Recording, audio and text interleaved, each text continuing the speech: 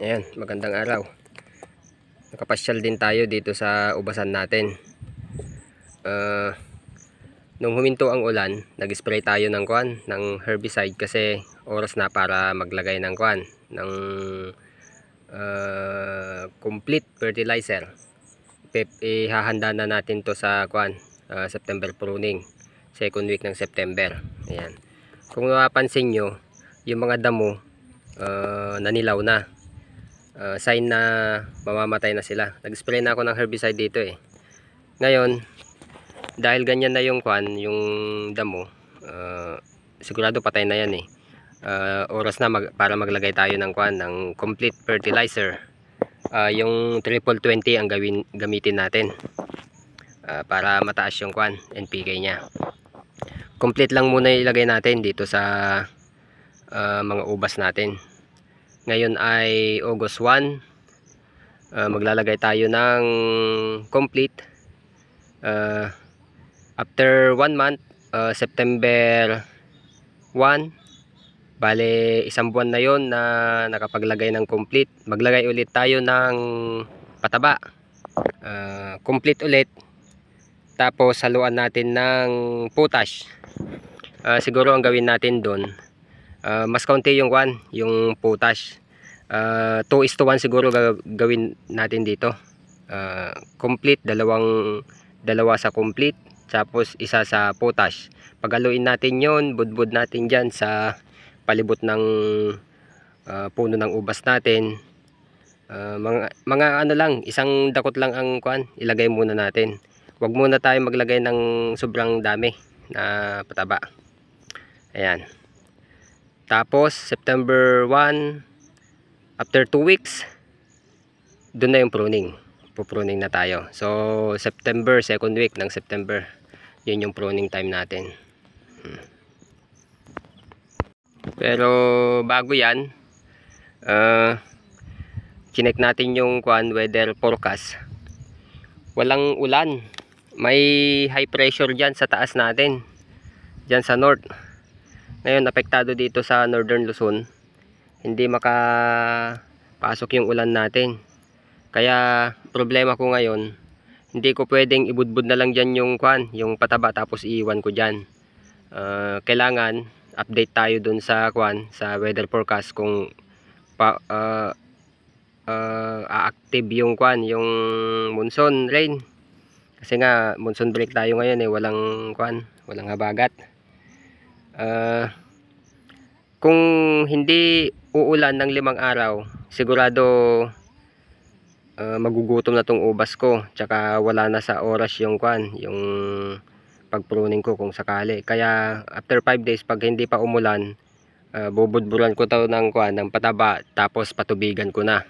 Ayan, kung wala pang ulan, para eksakto pa rin sa para 1 month may kakainin siya. Tapos after 1 month, paglagay ulit tayo ng complete tsaka potash. Tapos after 2 weeks, pruning time na. Ayan. Kung mapapansin nyo, ayan o, wala nang dahon yung ubas natin. Dahil nga sa diretso ulan nung mga nakaraang araw. Ngayon lang mga 3 araw ng diretso ang araw, mainit. Kaya ganyan ang nangyari sa mga ubas natin. Hindi rin tayo makapasyal dito kasi nga nung mga nakaraang araw, umuulan, maputik. Hindi ako makapunta dito kasi nga yung daanan natin hindi makapasok yung sasakyan. Ayan. Pero ngayon 3 araw ng umaraw, kaya tayo nakapasyal. Ngayon hindi ko maipapakita sa inyo yung paglalagay ko ng pataba kasi nga antayin pa natin yung ulan. Tsaka pumunta ako dito para i-check kung pwede na siyang lagyan ng pataba. Sa tingin ko pwede na. Kaya nga lang medyo basa pa yung tubig, ay yung lupa. Maganda sana kung umulan. Para paglagay natin ng pataba, maulanan, hindi na natin didiligan. Kaya lang walang ulan eh. Antayin natin yung ulan. Yan. Yan yung mga nangyari sa ubas natin. Wala nang dahon, yung mga cane na lang ang nakikita natin dyan. baka pala kuan, wala tayong makuhang magandang cuttings.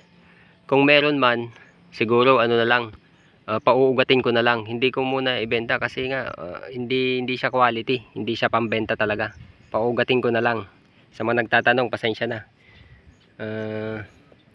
Siguro kung may mga kuan, pamigay na lang natin, tapos sila na bahala dun sa shipping fee. Ayan. Ayan, tungkol pala dun sa pag-pruning natin, bago tayo mag-pruning, mag-spray muna tayo ng kuan, yung contact fungicide, para pagka magpo-pruning na tayo, walang maiwan na sakit, di ba? Ayan, yun yung diskarte ko ngayon dito sa ubas natin. Kung mapansin nyo, eto na si kuan, eto na si Moondrops natin. Nagmarkot ako doon dahil sa may pagbibigyan tayong kaibigan. Yan, yung mga nagbigay sa atin ng cuttings noon. Pagka nag-ugat na yan, baka sakali mag-ugat kasi nga wala ng dahon, baka hindi mag-ugat. Huwag muna natin expect na mag-ugat. Pero mahaba pang panahon mga isa't kalahating buwan pa, baka sakali mag-ugat. Yan. Tapos eto na yung bunga niya. Dahil nga sa sobrang tubig nung mga nakaraang araw, ulan, ayan. Eto na lang yung natira. Dalawa. Tapos etong isang bunch, ayan, may kuwan pa naman. Kaya lang ano na may mga ayan na dry na siya. Tapos tinusok ng fruit fly. Yan na lang yung mga naiwan. Ito na yung update natin sa kuwan. Ang alam ko, wala na talaga tong kuwan hindi na to makasurvive. Pero meron pa din naman. Tapos dito, meron din dito. Ayan. Nga pala, yung lasa na ito, hindi ko pa malasahan, maasim pa. Mga nasa 90 days pa lang to simula na pruningan. Kaya kuwan. Pero malutong siya, malutong, wala siyang buto. Malutong. Kaya lang dahil sa 90 days pa lang, maasim.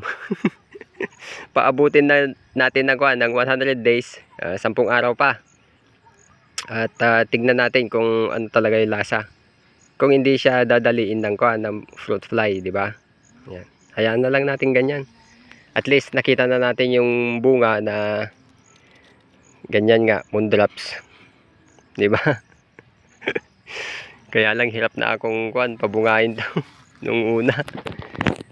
Baka sakali pala rin tayo sa susunod na natin, pruning natin.